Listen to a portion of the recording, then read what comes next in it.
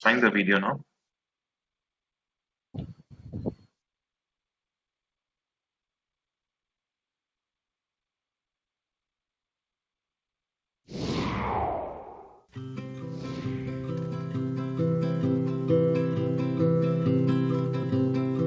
The real learning is what happens on our inspiring grounds. In a 14-acre Wi-Fi enabled campus, you will never feel disconnected from the world. The Ansal University campus is filled with playgrounds, cafes and gymnasium. Our cultural calendar is always filled with upcoming events where students become the teacher of their own act.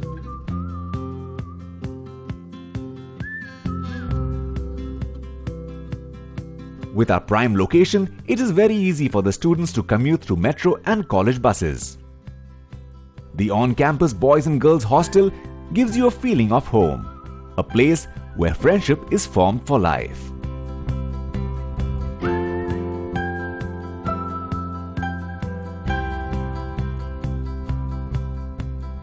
My role basically, as you can see in campus life, is to make sure that the students who take admission with us and live on our campus feel like at home. I also handle the hostel. We have a wonderful football ground run by a football academy, free teaching for students. We also run a tennis academy on our 2 tennis courts, 2 volleyball courts. We also have basketball in the university. Staying on campus has been one of the best decisions of my life. Anyone who's staying on campus, they have a very set schedule. You get up early in the morning, you work out, gym is terrific, the breakfast is awesome. You're not going to miss your mom's food. The hostel is very good, not because of the environment also, but it is safe for girls, boys, and you get a very good environment for studying also. This campus is where students get the teachers and facilities they truly deserve. All the 8 schools at our campus have their own state-of-the-art libraries. Students can access them anytime they want.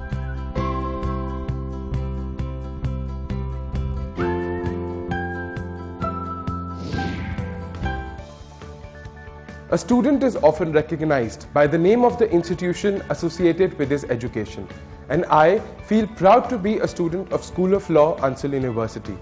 The university has not only contributed to my growth as an architecture student but also as a person tremendously. With the help of TDLs, that is transdisciplinary learning, which happens here, it have helped me so much to interact and even learn from different schools. My journey in this school has been all about self-discovering. So I came to this school thinking that I'll study interior designing, but obviously foundation happened and I obviously discovered myself. I believe hotel management course here in Ansal University has given me an insight of how the hotel industry operates. The environment here has not only helped me imbibe knowledge but also aided me in developing my overall personality.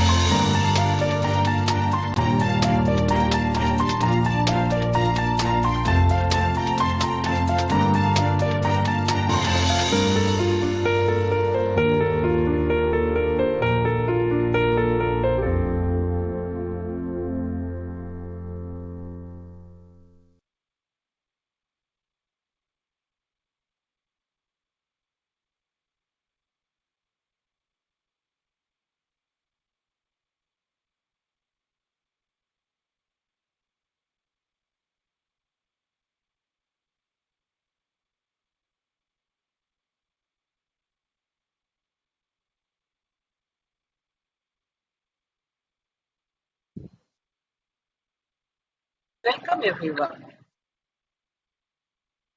Yeah, thank you for joining us for today's webinar. My name is Preetha Ravisree, moderator of this session and a professor at School of Art and Architecture, Sushant University, which provides quality education with the core ideology of being futuristic with the mission ahead of for life. Sushant University, in its ongoing endeavor to keep track of the latest development in the field of education and training, has been a forerunner in not only bringing to light the updated development in the world of education, but also has done its best to put them into practice. This webinar series highlights this fact. Through the series of webinars, we are trying to impart knowledge about the National Education Policy 2020. This is fourth in the series titled Transformation in Education. The schedule for today's webinar is keynote addressed by our guest speaker, Professor Dr. S. Kumar, followed by an overview on the themes Transformation in Education due to NEP 2020 by our beloved panel members who are representatives from our parent community and alumni body. We will end the session with a panel discussion and question answer round. My warm welcome to our keynote speaker and panelists. Now, without further ado, let me begin the session by introducing our keynote speaker, Professor Dr. Kumar. Professor Dr. S. Kumar is currently the Director of Gujarat National Law University. He has a teaching experience of 29 years. He is an alumnus of Madras University, Chennai, where he earned his graduation, post-graduation and doctorate degree in law. Before joining the legal academia, he had practiced at the Madras High Court for 7 years. His area of specialization are environmental law, human rights law, international law and constitutional law. He has authored 3 books on environmental law and 2 books on human rights law. Currently, he is the chair of Environmental Law Study Group of the International Association of Law School and member of Teaching and Capacity Building Committee of IUCN Academy of Environmental Law. He is also serving as the country's focal point for India for the Asian Development Bank project on environment and climate change law. He is also the recipient of prestigious awards like Environment Law Champions Development Award from Asian Development Bank and the Best Social Scientist Award from the Indian Society of Criminology. He has traveled around the globe extensively and had the privilege of being invited to deliver lecture at 23 premier universities in various countries. Sir, may I request you to deliver your keynote address, please? Thank you. Am I audible? Yes, sir. You are. Thank you, sir. At the outset, I wish to thank Professor Garima Prakash, Dean School of Hospitality at Sushant University, for inviting me and giving me this wonderful opportunity to deliver this keynote address. Distinguished panelists, architect Saurav Tiwari, Dr. Manjari Singh, Professor Shalin Singhal, Ms. Nidhi, Ms. Medha Gureja, and moderator of this session, Professor Preetha Ravisree. Ladies and gentlemen, I deem it an honor and privilege to be a part of this program and to deliver this keynote address on National Education Policy 20. You all know that the reform in the education sector is long overdue. And thanks to the government of India that they have brought in a new national education policy to transform the state of education in India. You all know that this is the third national education policy since independence. Our last education policy was made in the year 1986. And after 34 years, it's high time that we do need to have an introspection on our education system to improve upon the existing paradigm. As all of us are aware, India will have the highest population of young people in the world over the next decade. And our ability to provide highest quality educational opportunities to them is certainly going to determine the future of our nation. And therefore, the new national education policy categorically states that For India, the aim must be to have an education system by 2040 that is second to none. I emphasize second to none, with equitable access to the highest quality education for all learners, regardless of social or economic background. In this keynote, of course, I'm not going to get into the nuts and bolts of this policy, but rather I feel that I should confine myself for want of time to the vision, the aims and purpose of this policy, and leave it to the very eminent panel which is present today to look at the policy very critically and to contribute to this deliberation. Now, if you look at the vision of the new national education policy, if you look at that particular paragraph in the policy which talks about the vision, it says that the vision is to create an education system which is rooted in Indian ethos that contributes directly to transforming India sustainably into an equitable and vibrant knowledge society by providing high quality education to all, and thereby making India a global knowledge superpower. What a fantastic vision. If you look at it from the document's point of view, the policy's point of view, the vision is amazing.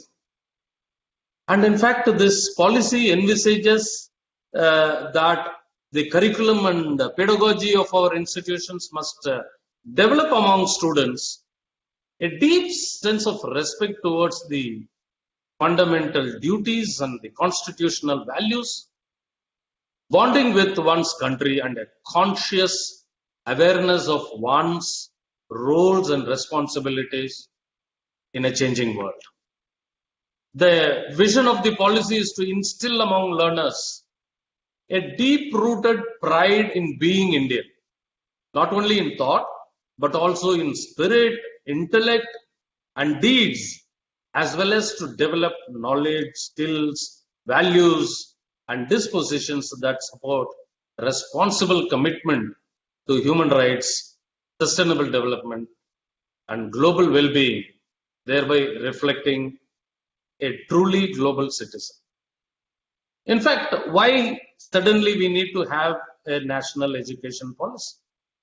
It's because of the commitment that what India made at the global level.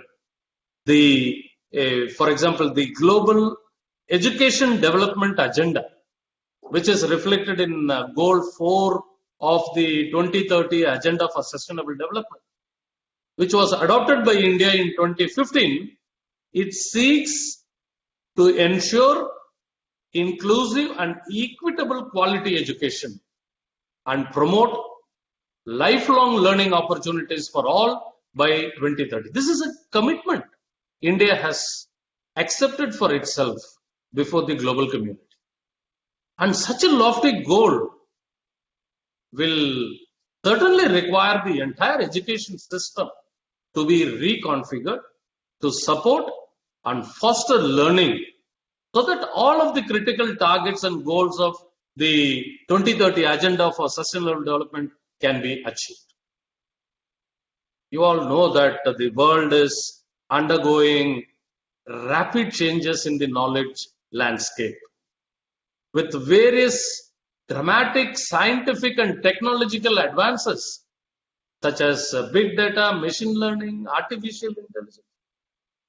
Many unskilled jobs worldwide will certainly be taken over by machine, while the need for a skilled workforce will be increasingly in greater demand. Therefore, with the quickly changing employment landscape and the global ecosystem, it is becoming increasingly critical that the children not only learn, but most important is to learn how to learn. Hence, you'll see that the national education policy recognizes this fact that education thus should not focus simply on providing the learner a lot of information or content and encourage rote learning. No. Instead, it emphasizes that the education system must move towards less content and more towards learning about how to think critically and solve problems, how to be creative and multidisciplinary, how to innovate, adapt, and absorb new material in novel and changing fields. The national education policy very precisely suggests that pedagogy must evolve to make education more experiential, holistic, integrated, inquiry-driven, discovery-oriented, learner-centered, discussion-based, flexible, and of course, it should be enjoyable. Education must not only make the learner a literate, but should build character, enable learners to be ethical, rational, compassionate, and caring, while at the same time prepare them for gainful, fulfilling employment. So the gap between the current state of learning outcomes and what is required must be bridged through undertaking major reforms that bring the highest quality, equity, and integrity into the system from early childhood care and education through higher education. So therefore, this policy proposes the revision and the revamping of all aspects of the education structure, including its regulation and governance, to create a new system that is aligned with the aspirational goals of the 21st century education, while building upon India's traditions and value systems. The NEP very categorically emphasizes that the teacher must be at the center of all the fundamental reforms in the education system. The new education policy declares that this policy must help re-establish teachers at all levels as the most respected and essential members of our society. Because these are the people who actually shape our next generation of citizens. It must do everything to empower teachers and help them to do their job as effectively as possible. Therefore, the new education policy recommends to recruit the very best and brightest to the teaching profession at all levels by ensuring them a very good livelihood, respect, dignity, and autonomy, while also instilling in the system basic methods of quality control and accountability.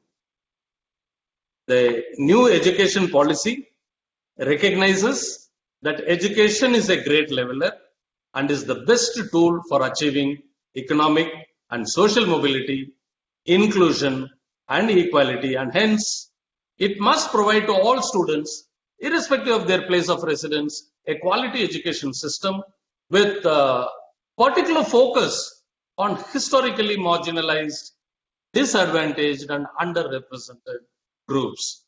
Initiatives, therefore, must be in place to ensure that all students from such groups, despite inherent obstacles, are provided various targeted opportunities to enter and excel in the educational system. A good education institution is defined in the new education policy as one in which every student feels welcomed and cared for, where a safe and stimulating learning environment exists, where a wide range of learning experiences are offered, and where good physical infrastructure and appropriate resources conducive to learning are available to all students. Attaining these qualities must be the goal of every educational institution. And I'm sure that Sushant University is already one such university which cares for its students and creates a stimulating learning environment by providing a wide range of learning experiences. And therefore, we should not forget that the purpose of the education system is not only to make a person employable, it is to develop good human beings capable of rational thought and action, possessing compassion and empathy, courage and resilience, scientific temper and creative imagination with sound ethical moorings and values. And therefore, this national new education policy aims at producing engaged, productive, and contributing citizens for building an equitable, inclusive, and a plural society as envisaged by our constitution and the forefathers who framed this beautiful constitution for this country. I wish that through this new national education policy, if these objectives could be attained, as I mentioned in the beginning, India will be second to none in terms of providing equitable access to the highest quality education for all learners, regardless of social or economic background.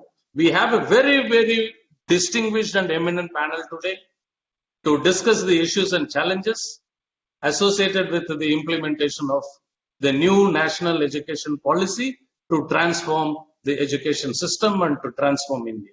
I once again take this opportunity to thank the organizers for organizing this virtual panel discussion series on the new national education policy. Thanks to each and every one of you for joining this discussion. Your participation and contribution will certainly matter a lot for rethinking and reimagining an education policy that intends to make India's education system the best in the world. Thank you so much. Thanks for the opportunity.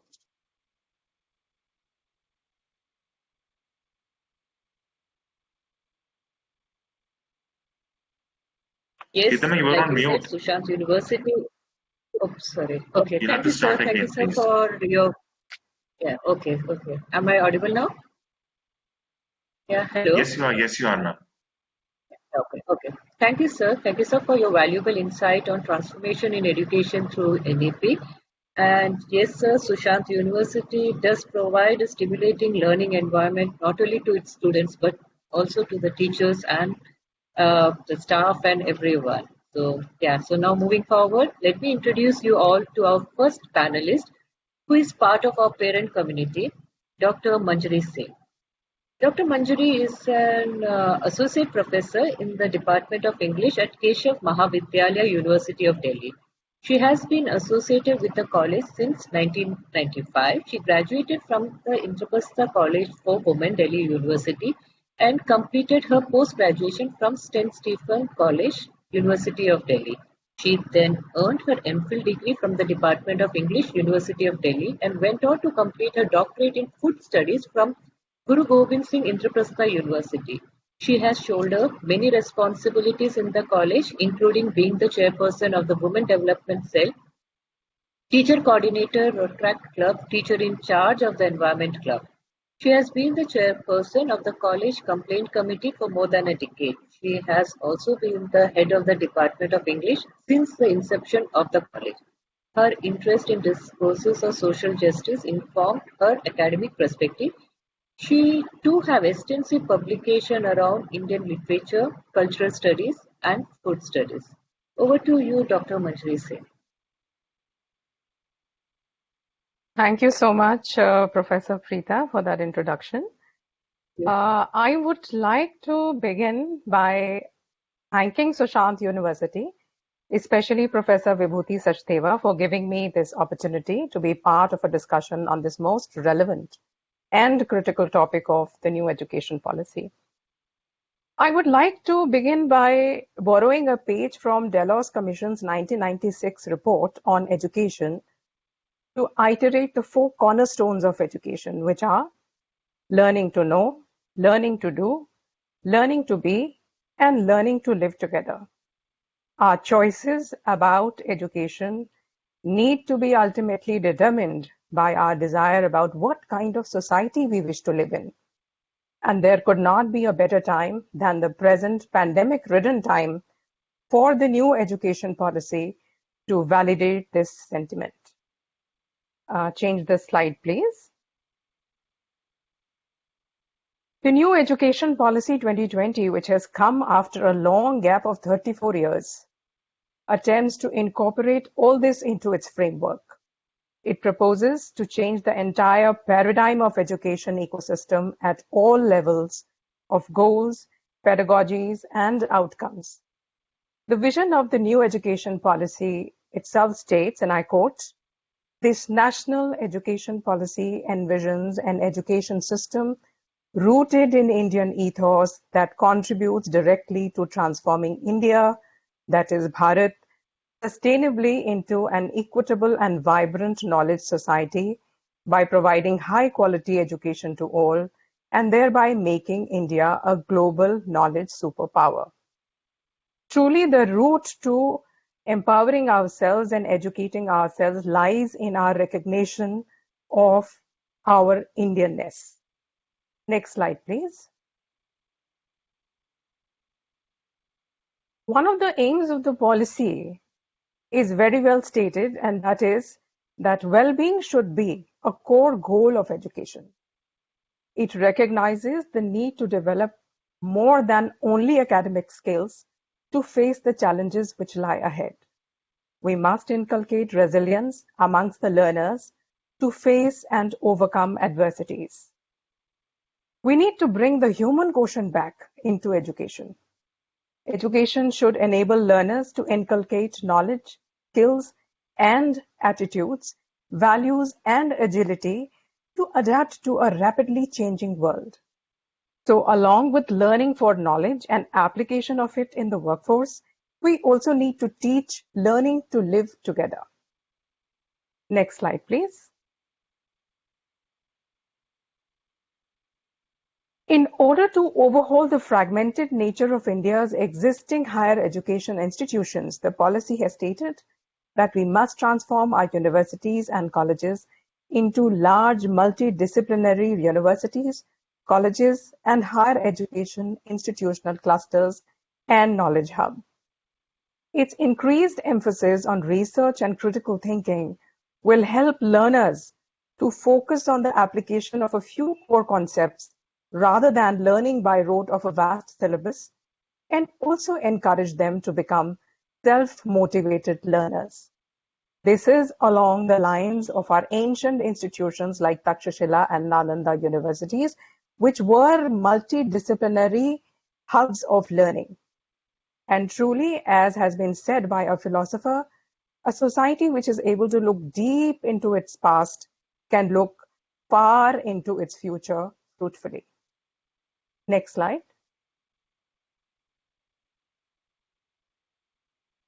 In its vision of a new curricular and pedagogical structure, the policy is responsive to the needs of learners at various stages of their developments and also to the difference in the aspirations of the learners.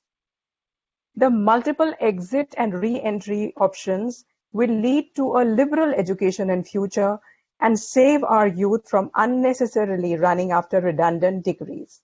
Next slide. The iteration of Sustainable Development Goals has been proclaimed at the beginning of the policy document, which is about complete realization and liberation of the self. Next slide.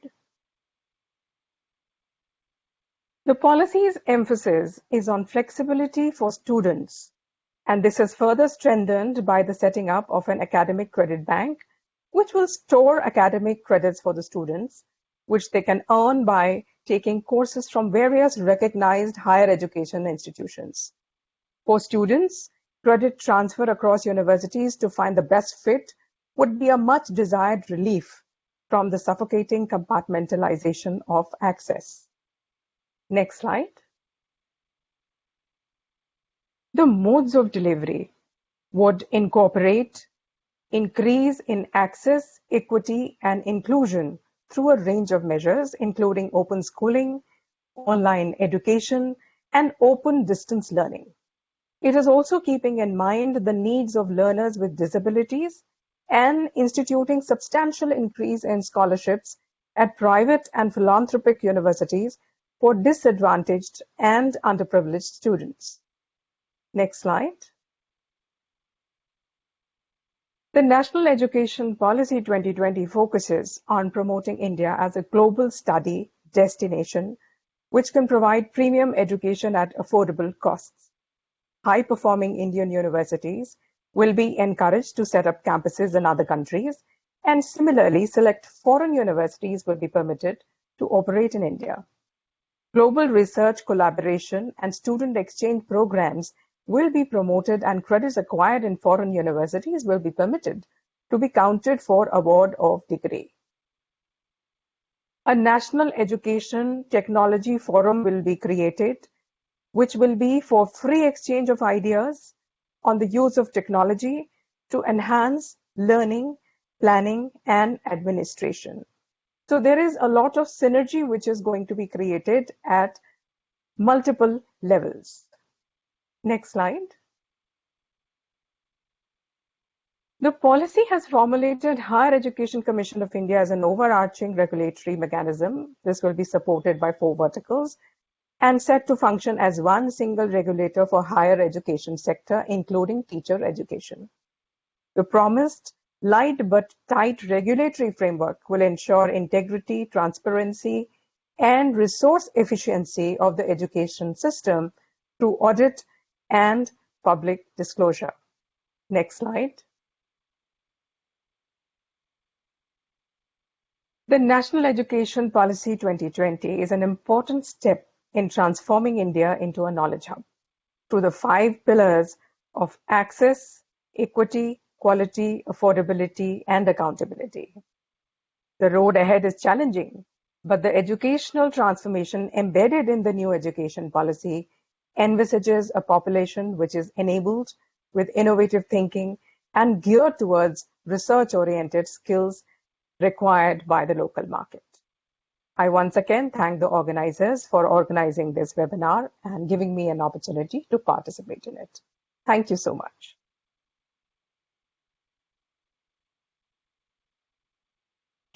Thank you, Dr. Manjari, for such a detailed and enriching view on the national education policy and also making us aware about cornerstones of education.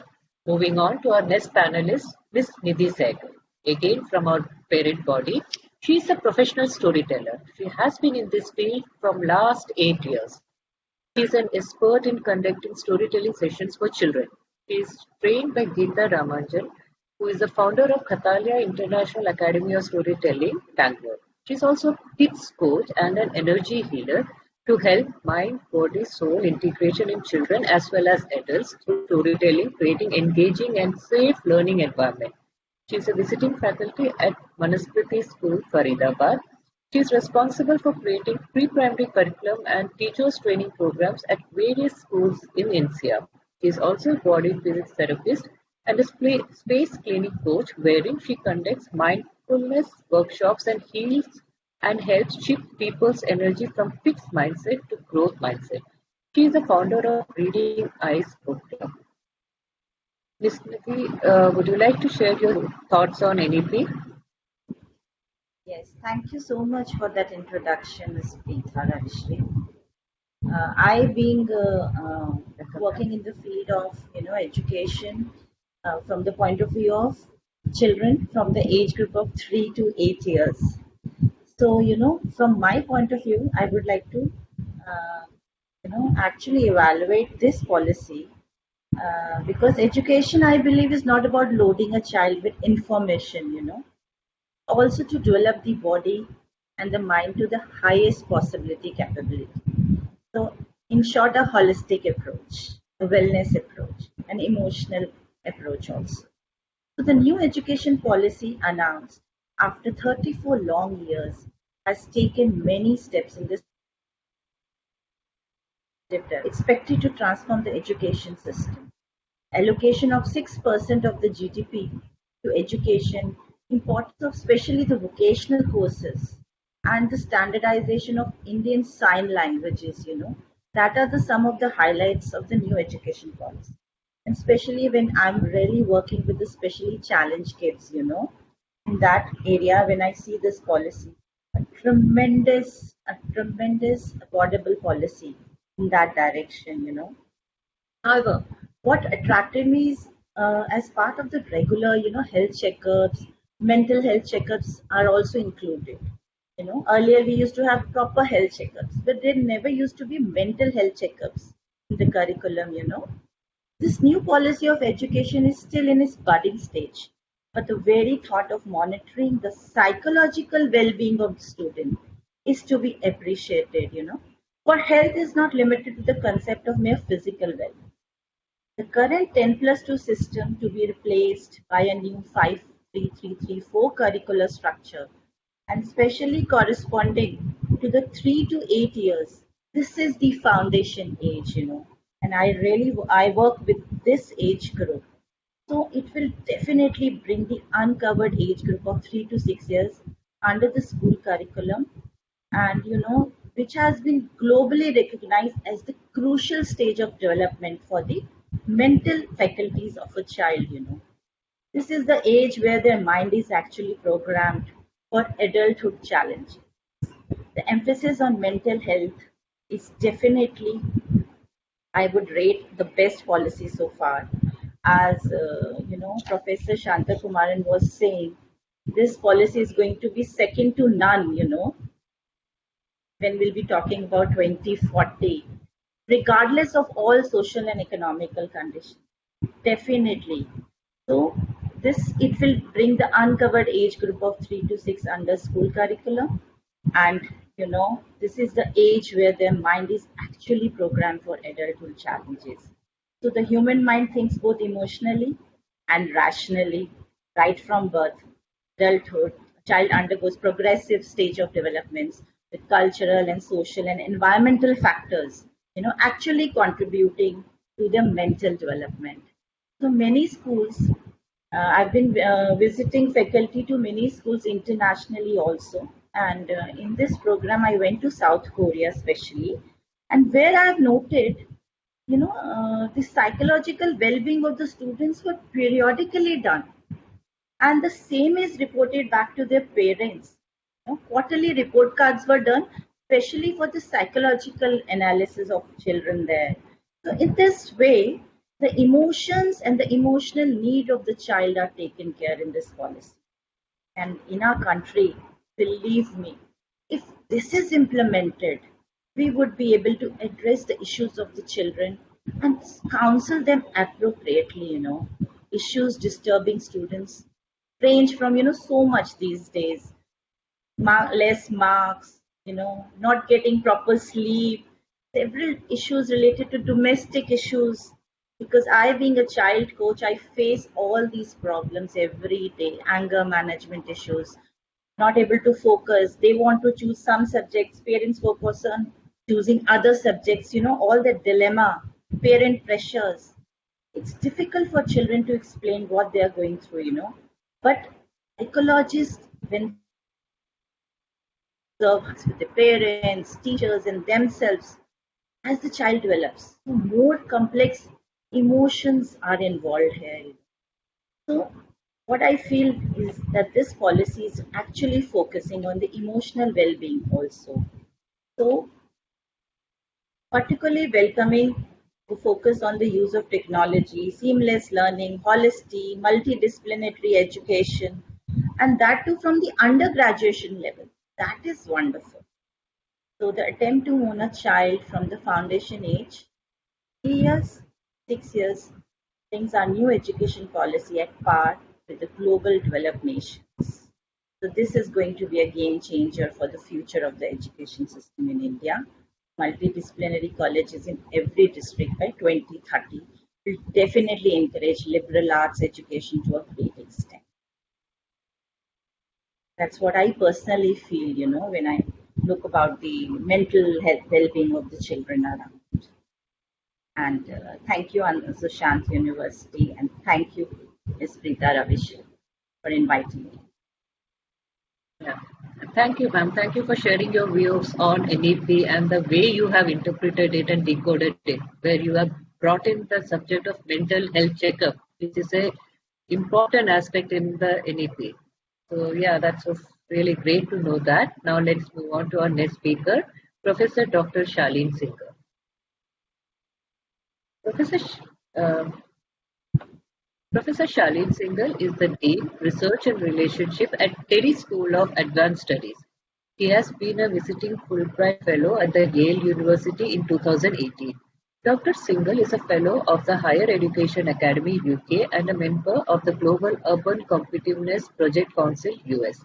As an educator and researcher for over 23 years, he had been working in areas relating to sustainability, urban development, policy and planning in India and UK. He is an architect planner with a globally awarded PhD on city competitiveness. Mr. Sehgal has been several funded research and consultancy assignments focusing on India and other developing countries as Bhutan and Laos. Interdisciplinary research by him and his PhD scholars examines the challenges and solutions for smart sustainable cities. Professor Shaleen Sagar contributes as an external PhD examiner, doctoral research committee member, and guest faculty at leading architecture and planning schools in India. Over to you, Professor Sagar, to share your views on NEP. Thank you, Professor Preetha. Can you hear me? Yes, sir, we We can. can hear you.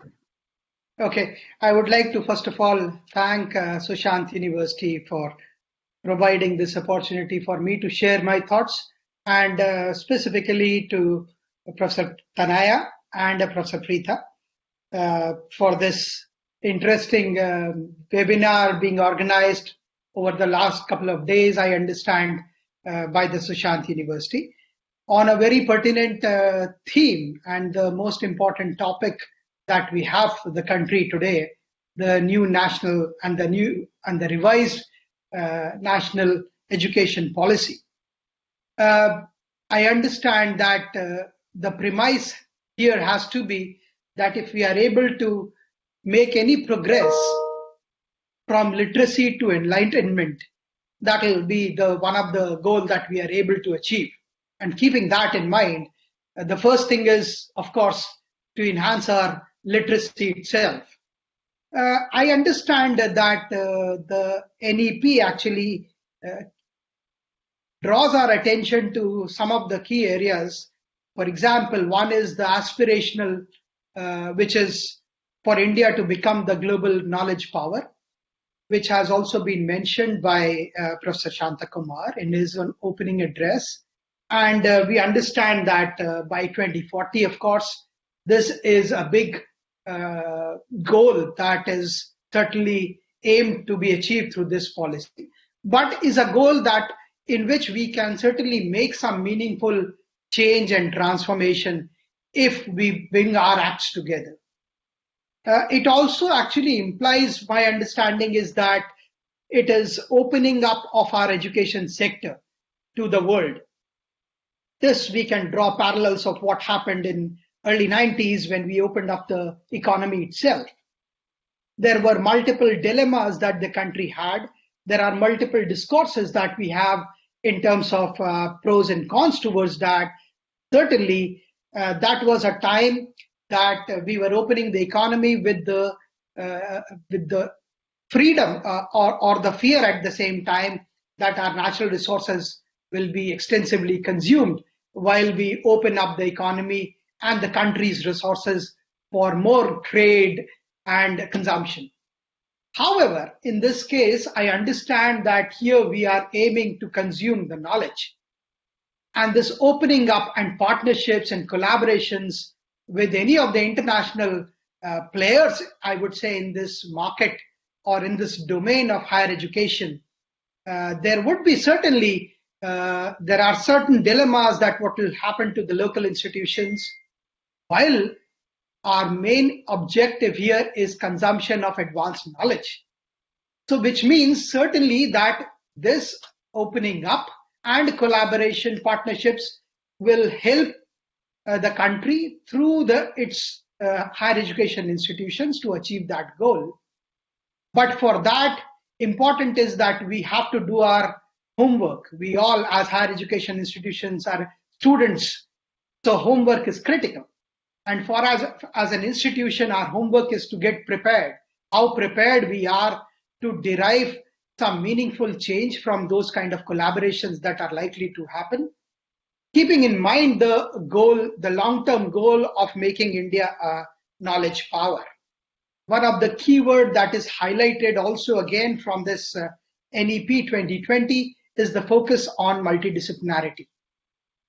This is one keyword which has been used by many institutions, but seldom comprehensively addressed. So multidisciplinary is an abstract domain. However, we have to understand its constituents. The first and foremost constituent is that you have to develop and acquire the command on your own discipline. And then open up the boundaries of that discipline itself to gather and draw benefits from other disciplines. Now, to draw that command, certainly the higher education institutions have to do a lot of work. And there comes the role of private sector and the private university, the likes of Sushant University and several other universities in the domain of higher education to gear up and to get prepared for this kind of aim of multidisciplinarity. And this can happen only if not only the final product, which means the student and their output is focused on, but I would say the entire supply chain of the education with respect to that university is based on scholarship. What I mean by that, let me clarify and let's say explain this further. Supply chain on scholarship means that higher education institutions like of Sushant University and our own Terry School looks at the ingredients of inputs. What is the background and scholarships that our teachers have actually been able to attain, what kind of publications they are getting into, what kind of material they access for that knowledge exchange, to what extent it is original and value addition coming, how far these institutions actually are able to derive and build that entire scholarship based on original and value added research. So research plays a very, very critical role. And what kind of enabling environment that the university is providing to its teachers. Now, on one hand, while the government of India has come up with this very comprehensive and detailed aspirational policy, it is very important to focus on how this will be implemented. And what are the critical indicators of a good implementation is to understand how any policy actually is implemented for success. And therefore, there will be certain impact indicators that we have to be conscious about. And that impact indicator is what kind of change that can happen within the enabling academic environment of an institution. What kind of output the students are demonstrating, which brings not only within their institutions, but at the global academic landscape. And finally, to what extent these students themselves are becoming the agents of change. So these are some of the implementation related impact indicators or output indicators I would put. And the focus of our institutions put together, who will be the ingredients of any such success of this policy, will be an enhanced focus on student-centered learning. And if we want to bring that student-centered learning, first and foremost is for us to make the teachers learn how to teach. What is so far sort of missing, I would say, is in the higher education landscape itself, is that the domain knowledge brings enough criteria for you to be teaching, actually. In most of the undergrad and master's program, it is extremely important that we learn beyond our domain knowledge on how do we teach. I appreciate some of the points with which Ms. Sehgal mentioned, because it's extremely critical that we look at the cognitive aspects of who are our audience. whether it is undergrad student, master students, or the PhD scholars. And therefore, for those who are actually delivering to them, the teachers have to learn and acquire how to actually deliver on teaching itself to make a meaningful outcome. So with these initial remarks, I would like to just end with a quote from Gandhiji, because I focus also on sustainability. Gandhiji mentioned that sustainability would come a full circle only if the indigenous knowledge and circumstances are fully acknowledged and realized. Thank you. Thank you. Wonderful. Thank you, Professor. You have addressed some of the extremely vital points here, and hope we will be able to discuss further on this point. Actually, everyone. So far, there are like so many interesting points. I'll take it all up in the panel discussion now. Now, let me introduce to our youngest speaker, Ms. Medha Sethi, a young alumni from School of Law. Yeah. So she's our youngest panelist from School of Law. She studied Masters in Law on 100% scholarship from Sushant University. She has been in the core committee of the university, has organized various cultural events. She has also presented papers on cybersecurity on various forums. She is currently working with United Lex as a contract associate. A very passionate and motivated young graduate, she is an ideal speaker for this forum as she can highlight the existing learning system, what she has undergone, and the transformative education policy. Over to you, Medhavi. Thank you so much, Dr. Professor Preetha. Okay, I would like to start by thanking Ansal University, Sushant University, and specifically my dean, Dr. Kanupriya and Dr. Komal Sandhu, who gave me this opportunity to be here, taking on this topic. So, before I start with NEP 2020, I would like to throw some light on the background, which is that post-independence India has had 3 educational policies. The first policy was formulated in the year 1968, in which the major emphasis was on the compulsory education for children for up to age of 14. Next, the second NP was introduced in the year 1986. The major emphasis of the second NP was to remove the disciplinary between various social groups, while the 1986 policy emphasized on achieving uniformity of education across social groups. It did not account for the competitive global landscape, which became important for the beginning of the globalization of the Indian economy post-1991 reforms. Moving forward, now NEP 2020 is an attempt to balance the local and global human resources need of growing Indian economy. It is important to understand the changes that are introduced in NEP 2020 vis-a-vis NPE 1986 that I'll be discussing in next 3 points. The first point at a strategic level is that differences in both the policy primary around 3 major dimensions. The number 1, vision, the number 2, society, the number 3 is social purpose and purpose of education. Both the education policies were developed keeping in mind the structure of the society in a way that the policies of 1986 and 2020 have a vividly distinct idea of the Indian society.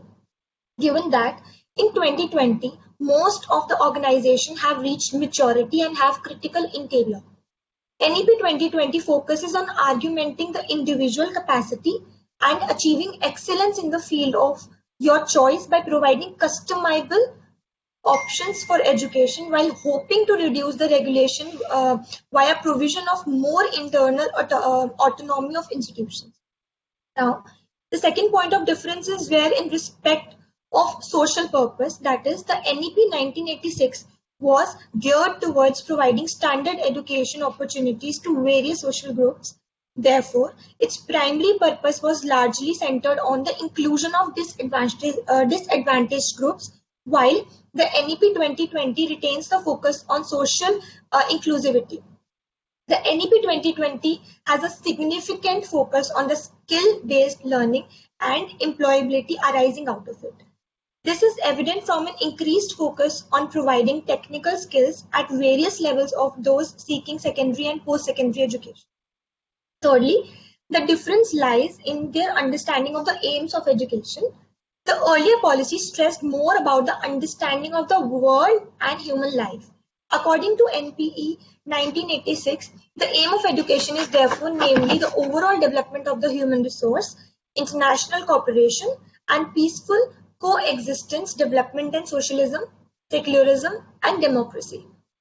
The present policy focuses more on the national development by creating citizens with knowledge, skills, and individual development.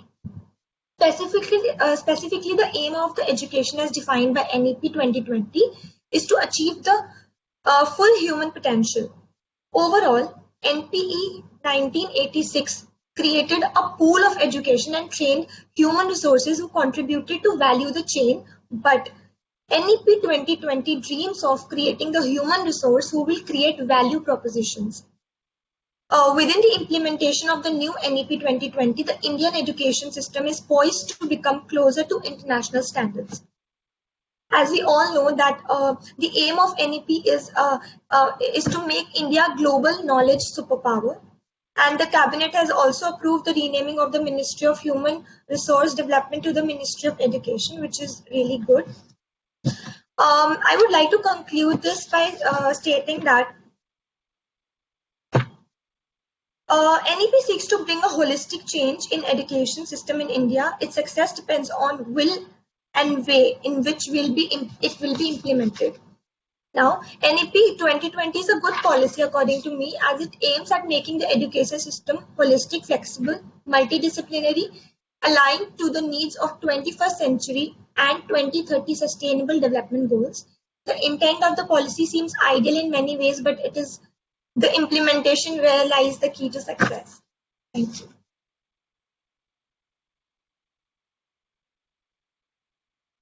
Wonderful. Thank you, Medhavi, for sharing your views on NEP. And it has added so much value to this discussion. Now, moving on to our last panelist, Mr. Saurav Tiwari, who is from our alumni group.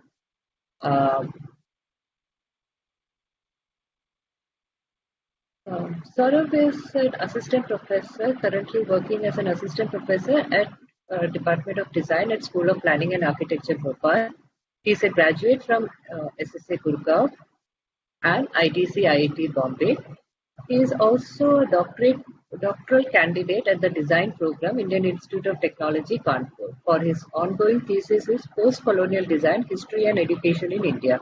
He is a co-initiator of the Master of Design program at SPA Bhopal with the integral focus on socio-cultural design. Saurabh also published research paper on design, sustainability and urbanism with leading publishers in the field including Springer, Taylor and Francis Bloomsbury. He has traveled and presented at various academic events across 19 countries including India, Sri Lanka, South Africa, Germany, Portugal, Qatar, Denmark, Taiwan, Norway, UK, Spain, Austria and USA. He has co-edited India's first publication on the emerging field of landscape urbanism, Blue Lines of Kolkata. Saurav has been a recipient of various research and travel fellowships from various institutions, including the Earth Institute at Columbia University, Department of Science and Technology, UNESCO, UNEP, BMU, Drona, Gurugram, IIT Kanpur, Design History Society, UK, and Society of Architecture Historian, USA. Over to you, Saurav. Thanks a lot, insight on Thanks a lot, Preetha, and everyone at Sushant University. A special thanks to Ashish and Tanya for inviting me. Sushant School of Art and Architecture is my alma mater, and last time when I presented at Sushant School, it was the year 2008. So it is actually like after 13 years, I'm presenting something at Sushant School. So it's really special for me to be here. So greetings to all the esteemed dignitaries and the lovely audience here. I cannot see you, but I can feel you. I will now come to the point, which has been eased and teased by the eminent panel members so well, and that is National Education Policy 2020. I'll just add some points. National Education Policy is a much needed paradigm shift in the education and academic sector. Though top down as a policy, it is going to revolutionize not just education and the whole idea of education in our society. One of the immediate challenges which I can see now is its outreach to the poorest of the poor and marginalized in the society. Therefore, higher education institutes have crucial role in considering the untouched mass through the NEP. Not just academic institutions, but corporates also have a role too. Can I go back, please, on the slide? I'll just not just academic institutions, but corporates have a role too. Recently, the government, through Department of Science and Technology, has considered bringing CSR to the higher education. They're starting with innovation and research domain. Soon we'll see the same thing in other domains too. Next slide, please.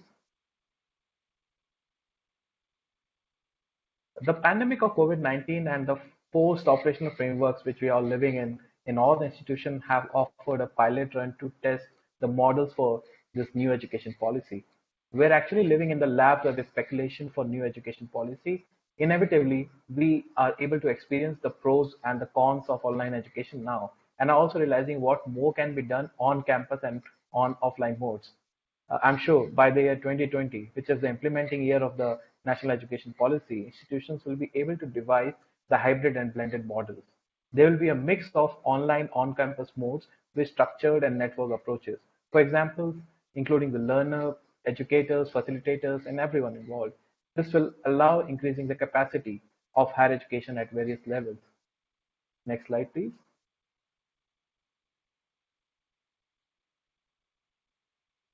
The interdisciplinary and the transdisciplinary framework of NEP allows the possibility for synthesis and synergies among the existing disciplines and also other discourse. We'll be witnessing the emergence of new hybrid disciplines with the cross-pollination of existing verticals. For example, we'll see more architects working through the lens of legal constructs. We'll see urban planners enjoying the lenses of health sciences. We might see technologists understanding the true quality of demography in big data chunks. We'll see social scientists embracing designerly methods in voicing their opinions, and so on.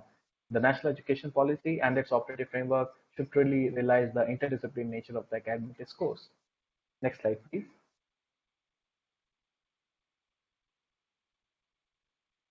With the increase in the number of student intake and at the same time technology replacing the human agency in the job sector, the challenge is to address the future crisis. The interdisciplinary turn will facilitate the jobs of the future by creating jobs that will not just fill in the gaps, but they will also anticipate further gaps. The integration of emerging technological domains like artificial intelligence or machine learning and its integration with the fields of humanities will change the civilizational behavior. We'll witness the new jobs in the liminal spaces. Surely it's going to expand. There's always been adequate space for the specialists, especially in the last 50 years. The journalists, or perhaps the interdisciplinary journalists, will also find their way in the new augmentation. I'm very hopeful that NEP will make that possible. Next slide, please. Private institutions have a visible role in outreaching the masses and include more in the higher education domain. The right to education has expanded the numbers in the basic education. National education policy is going to do the same for the higher education. Within the scenario, the private institutions have an opportunity to subsidize and yet sustain the innovation in pedagogy. At the ground, the multi-scale and flexible credit transfer system will be a boon for often marginalized courses and subjects. The specialized learning studio like fine arts, classical music will also witness a surge in credit visitors and other disciplines and institutions. This will pragmatize innovation in pedagogy. We'll find more takers of experimental and courageous pedagogy like architecture and design. The private institutions have an amazing opportunity to cherish the interdisciplinary turn by skipping the usual bureaucratic channel. They can compete, they can offer quality, they can serve and they can sustain. They can do it their own way. Next slide, please.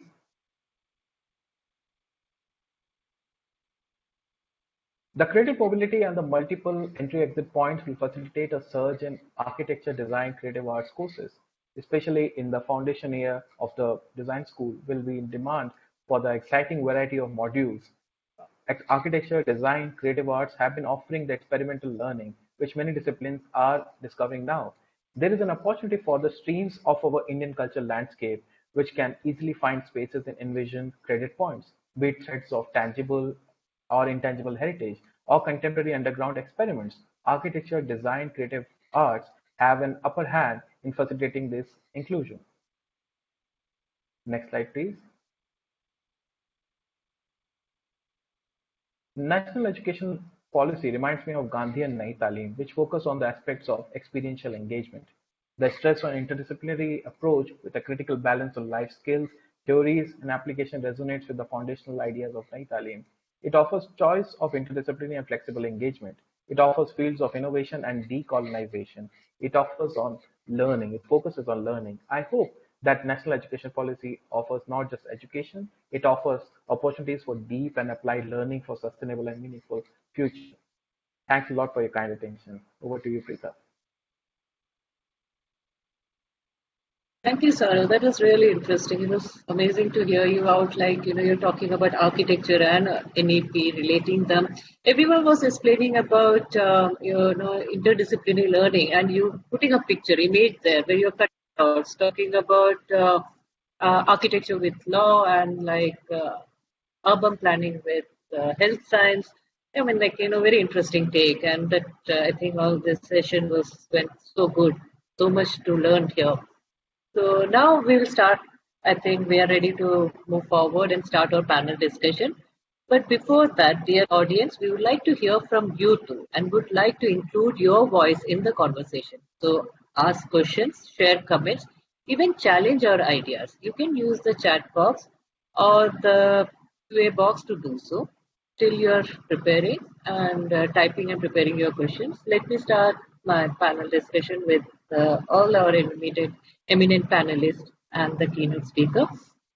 So, sir, Dr. Professor Shanta Kumar, I'll start with you because you were telling about your transformation of education system through affordable and quality education for all.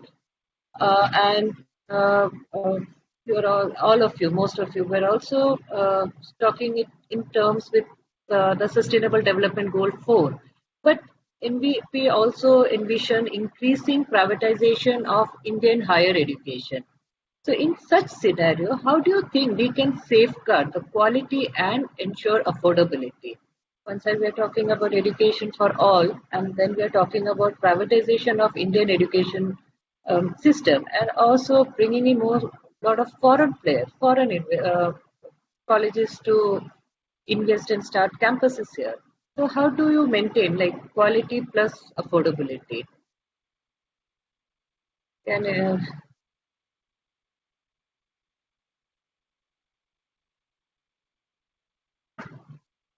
anyone start the conversation?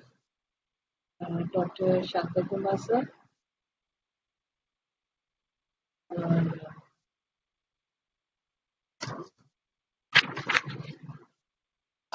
I'm sorry. Can you please tell me the question again? Oh, I'm sorry. Okay. So, yeah. Okay. Sorry, sir. So, you were talking about the quality education and making it affordable to all section of the society, bringing it to the marginalized section also. So, my question is when we talk about this affordable and quality education for all, and also when we talks about NEP also talks about privatization of Indian education system and bringing in foreign players. So in such scenario, how do you think we can safeguard the quality and ensure affordability? Accessibility. Yeah. You're talking about quality and accessibility, right? Affordability. Quality and affordability. Yeah, make it affordable for everyone. If we bring in private institute and foreign institute. That is where you need to have a complete different perspective about investing in higher education. It should not happen the same way what is currently happening, private universities invest in universities, like the private sector investing in universities, and they treat it as like one more business enterprise. For example, they start looking for return on investment, and all business models are being applied there. So I think that perspective need to change. If we are going to talk about affordability, the private sector investment should come as a matter of charity. It should not come in the form of business. For example, big industrial houses, they should use their CSR funds in setting up universities. where there will be, irrespective of, you don't need to be a self-financing institution. The financing, when it becomes a self-financing institution, of course, affordability will become a major challenge because the entire cost of the education is divided by the number of students, and ultimately the students will have to pay for it. Here, the complete perspective need to change. Like even, for example, 40, 50 years back, if you see those aided schools, what we call it as aided schools or aided colleges. So those kind of private aided schools, they were established by private industrial houses or private people as a matter of charity. And then they were not charging students for whatever services they were providing. So that is where, it requires a holistic change of perception. The current way, currently most of the private universities operate on business model, and what the investors feel that if they invest X amount today, and they eagerly look forward on the return on investment within a period of 5-10 years. So that should not be the case. That will definitely not help in making education affordable. For example, I have seen many private universities in Gurugram with luxurious facilities, wonderful teachers, great learning opportunities they provide. But my grievance was that these facilities, these teachings, these opportunities are only available to those class of people who can afford to pay for all these services. So this is not going to help the entire nation. Of course, whatever these universities are catering is, they are catering to the elite class of people who can afford to pay. That should not be the case. That is what the NEP intends to do. That when they say that education need to be of high quality, at the same time affordable, it means that this policy of collecting the fees from the students and running an institution should change. That should change. Yeah. Not only, I'm not only talking about private universities. There are many public universities which have come even now, like the kind of fees IIMs are charging. Though these are public institutions, the fee that they charge is, I don't think anybody, a common man will be able to afford an education in an IIM or an IIT or a National Law University. The fees are very high. So this is something which we need to work on. Taking clue from this policy, we need to work on this to change the perspective. Education should be a matter of charity, and it should be, the money should not be a deterrent in making a person having access to quality education. That is my concern. That is my view. Thank you. Okay, thank you, sir. So it's like, we need to also, like if it's a private institute, there should be funding available to them also. It's like, if we say only up, only for the charity purpose, then it is like, again that number of players in this industry will be limited then. So, so I think Dr. Madhuri wanted to say that.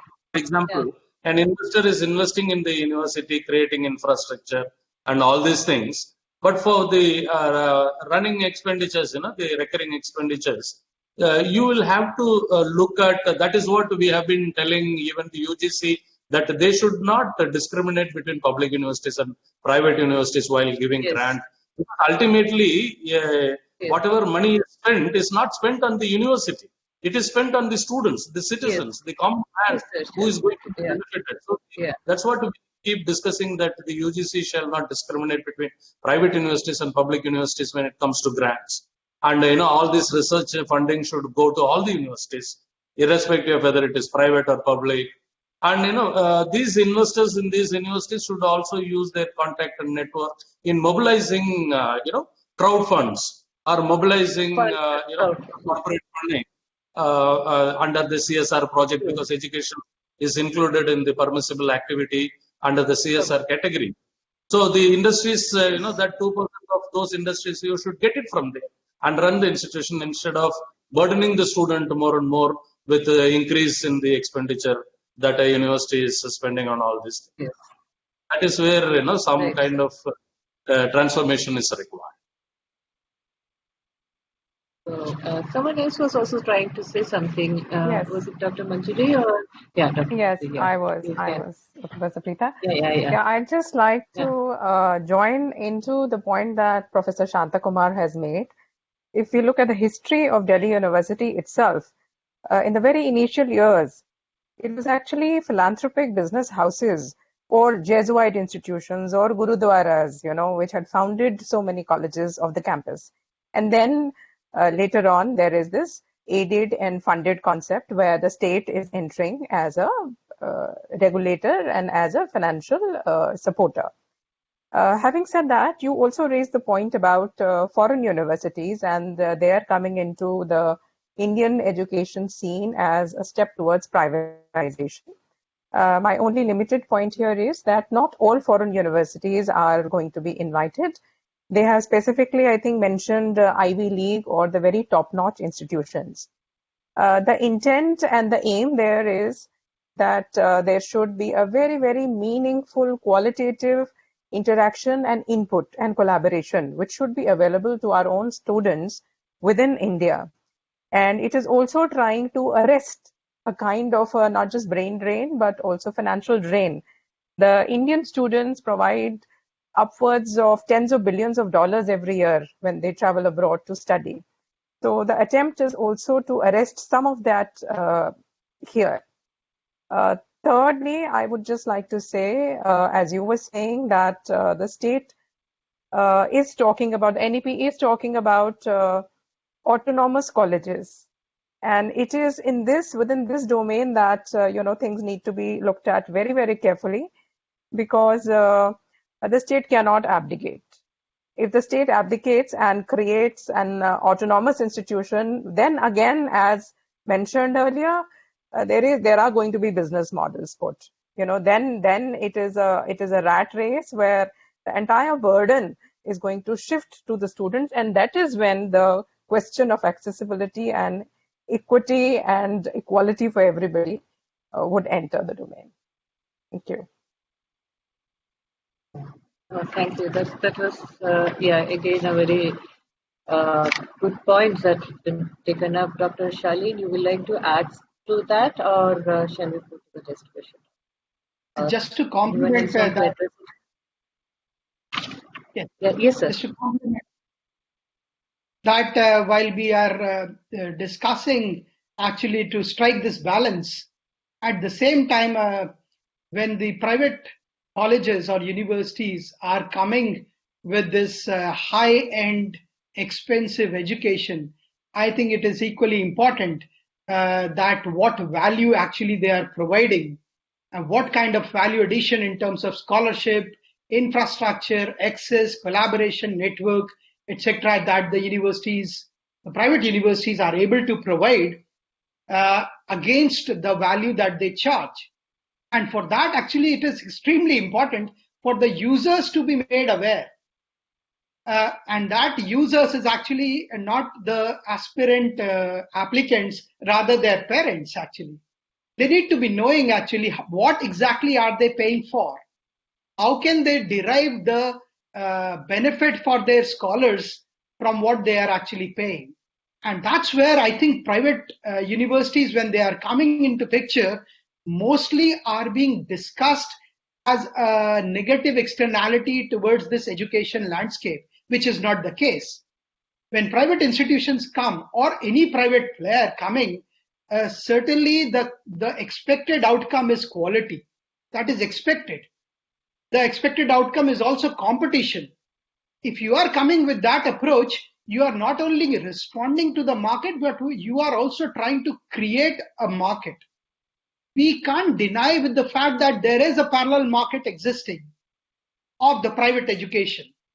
However, the quality has been going down every year, particularly in the private sector, because there are very limited indicators and regulators on this particular stream of private sector's contribution to the higher education domain. So it is actually extremely important, because we all know otherwise that there are several rebooks which are actually being sold in the weekend market. What I mean is against the Reebok that is being sold. There are several Reebok. Yes. Thank you. Yeah, true, true. So yes, it's like, it's a very mixed thing. I don't know how this is going to shape up. I hope we are able to address everything. And like you said, if quality comes, then the price also comes with it. And if the system is there with that, what Dr. Kumar said and Dr. Madhuri brought up, if we can have, some balance, we can bring down the cost and we can have a better process. So moving on, since we are running out of time, I'll just to understand. Now let's go back as a parents and see what is our perspective about NEP. NEP is talking about a lot of changes. We are saying like all these institutions will be changed. Even Dr. Manjari was explaining about we move from research. We will have in the end three types of institute: research intensive university, teaching intensive university, college with degree granting power. So how do we maintain the equivalence? And as a parent, will it be easy for the next generation parent? They won't be as stressed as us lot with respect to our kids' admission. Like we will not be worried about coaching. Allow the child to learn at one's own pace. Comfortable with taking a gap year, drop one course, do another, collect credits now, then decide. What is your opinion as a parent on this? Like, how comfortable are we, or do you think how comfortable our this set of parents will be?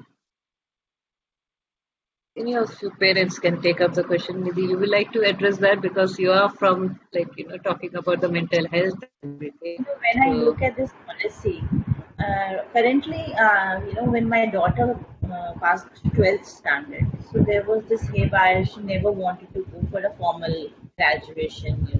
She wanted to pursue photography, and as parents, we wanted that she should be studying. That mental block we always have. That graduation should be there. You should stand on your own feet. And then she says, "No, I'm not." She put her foot forward. No, photography and photography. We were thinking, we got her admitted in the proper college, law college, and everything. Then, I realized that there's no point forcing a child, get into study and when she's not happy. So I put my foot forward in front of my family. No, if she wants to do this, we dropped her. She dropped 1 year from college, pursued her photography. When she was through it, then we asked her, now what you want to do? So she did what she wanted to do. She completed a 1 year diploma course. She says, now I'm ready for law. Oh. All right. So we were like pretty happy now. She's in the second year in Sushant University. And I'm pretty happy that I made this decision. Otherwise, we would have forced her into this and she would have been cribbing that you never let me pursue my passion and something like this. Now she's very clear. This is my passion. This is my profession. And I'm very happy I made the decision. But all parents don't do that. They all talk about why you dropped, those hassles were there. She used to be asked, why you dropped? Didn't you get good marks? Why you're not in a proper formal college, And I told her, like, there will be judgments. You do what makes sense. So you mean to say if it is formalized, it will be easy? Yeah, now I see. Yeah, you mean to say if it is formalized, it will become easier, right? Once there's a policy.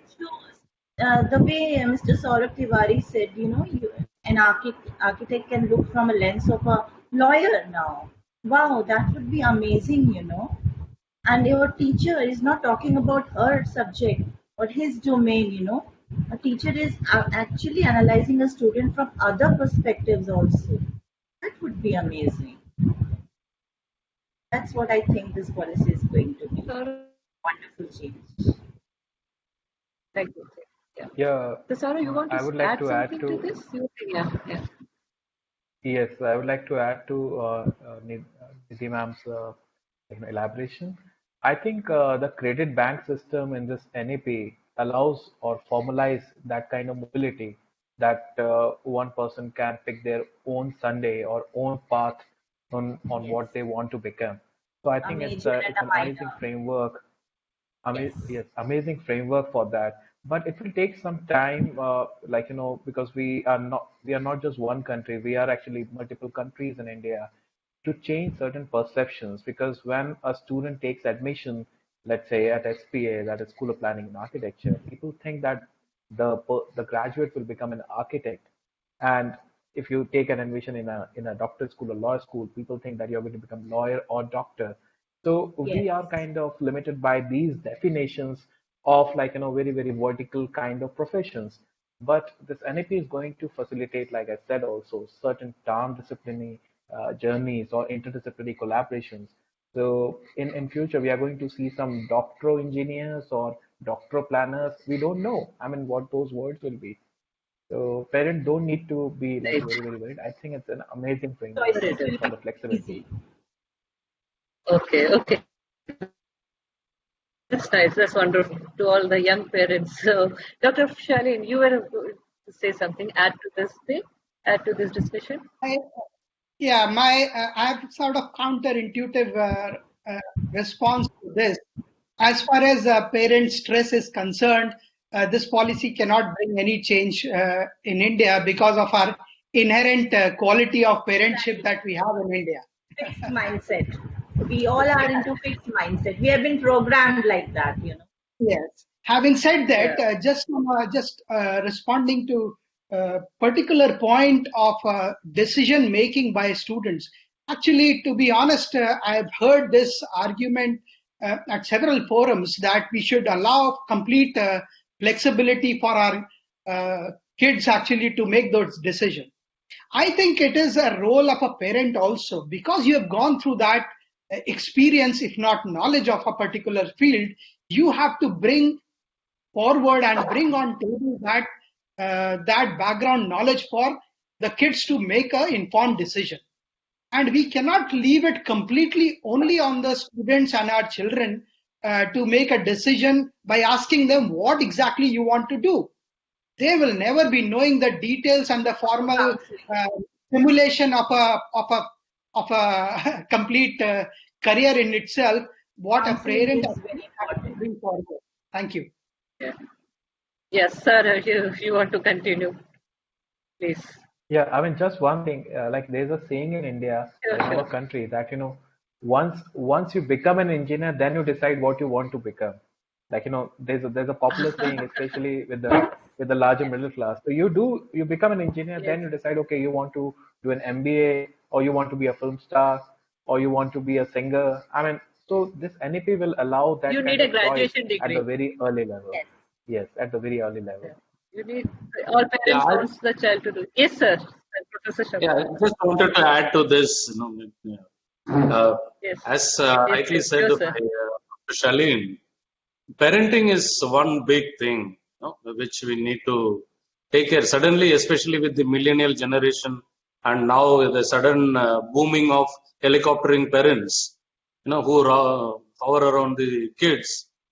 Because I think it's because of the one-child policy again, the population policy we will have to blame. Just because of one-child policy, now parents and grandparents have nobody else to care, so they have to focus only on one side. I think parents are a major stakeholders in the educational system, but this NEP does not have anything much to say about parents or parenting. I think as educational institutions, instead of only doing faculty development program, you will have to start doing PDPs. Parents development program, talking to parents quite often, and because I've seen such fantastic literature is available on parenting, but I'm not sure how many parents, like Saurav was mentioning about engineers. After becoming an engineer, they decide what to do. Parents also, after becoming parents, they do not know what to do. Right? So then they start hover over their children, and they become very protective, and then in that process, they they influence the original thinking of the child. So that is something we need to work on. That's a serious gap in this policy, because this policy doesn't talk much about parenting and teaching. In fact, telling flexibility universities can give, but parents don't give this flexibility. Today the problem is with the parents.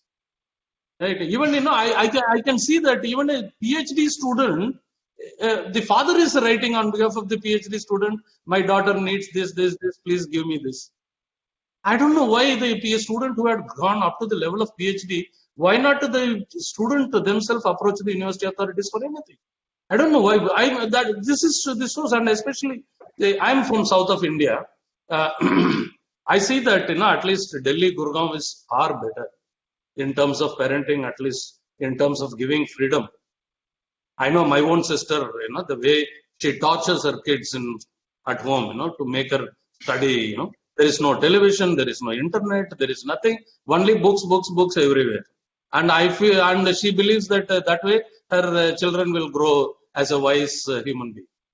This is a myth, I don't think we need to, this is something, a serious gap. We need to do a lot of exercise in improving the culture of parenting in India. That's very important. Yes, sir. Yes, sir. I think we are running short of time, so I'll just. But like what you said is true. But I think NEP doesn't talk about it. But NEP, if it becomes a formalizing the whole thing, if it becomes a part of the system, I think over a period of time, it will register and we might change. So newer generation, newer parents might be able to have more options, better opportunities. So maybe this rat race. I want to add one thing. You all are dignitaries who have read policy. I haven't, but I just went to a very short read. I did it, but I was happy to see. Especially, it mentions the emotional well-being, where they're making emotional report cards every quarterly and telling the parents, look, this is happening with your child, and this is what the policy mentions. I don't know how it will be implemented, but the policy mentions about these things. So naturally, this will result to a good parenting. From the school, if it starts, yes. When from the schools, if we start documenting the child's mental health and have a report card on that, I think that will be a learning for the parents, and then they will be able to address children sometimes talk to teachers, but they don't talk to the parents. They come and talk to teachers. I'm talking about the younger generation, the 3 to 9 years. They confide in teachers. So now I think we are gone beyond time, so I'll wind up. I appreciate all the participants for coming forth with such relevant questions and thank all the respective speakers for responding so effectively. The world these days is standing at a juncture wherein it is looking at both hope and despair, whereas at times the thinking may adopt a pessimistic viewpoint. It wishes to intuitively negate any unpleasant happening and aspires to hope for nothing but the best. Be that as it may, the National Education Policy 2020, which by several educationists and philosophers has been considered to be revolutionary in nature, casts a ray of hope and allows, in more than many ways, the long-awaited transformation that deserves a standing ovation and merits the reward of being the result of a highly deliberated and deeply researched pedagogical approach to our education system. I thank all the esteemed speakers and participants for your presence today and looking forward for your participation in our last webinar in this series scheduled for 22nd October 2020 theme Imperatives and Impact from 4 p.m. onwards. Thank you. Thanks, Toshi. Thank you. Thank you, Preetha. Thank you. Thank you, everybody. Thank you all. It was really wonderful. Thank you all of you. Thank you so much. Thank you, sir. Thank you.